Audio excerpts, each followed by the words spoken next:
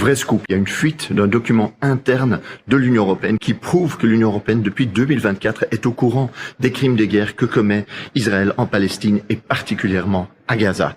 C'est un rapport interne du représentant spécial pour les droits humains de l'Union européenne, Kaja Kallas, un peu la ministre des Affaires étrangères de l'Union européenne, qui dit quoi? Qui regarde les rapports des Nations Unies, de la Cour internationale de justice, de la Cour pénale internationale et d'autres associations humanitaires, et qui voit qu'en fait, Israël cible sciemment des écoles, des hôpitaux, et que ça constitue en réalité des crimes de guerre, et que donc l'Union européenne devrait agir, parce que c'est ça. L'Union européenne exporte toujours des armes à un accord privilégié avec Israël, et donc ça doit s'arrêter, et ce rapport-là le dit très clairement. Et qu'a fait l'Union européenne de ce rapport?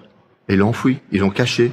En fait, ces informations, l'Union européenne n'a pas du tout agi. Elle a continué à exporter des armes, elle a continué son partenariat privilégié avec Israël.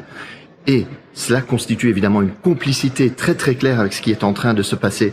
Ils sont au courant, ils savent qu'ils doivent agir, qu'ils ne peuvent pas rester complices selon le droit international, et pourtant c'est exactement ce qu'ils font.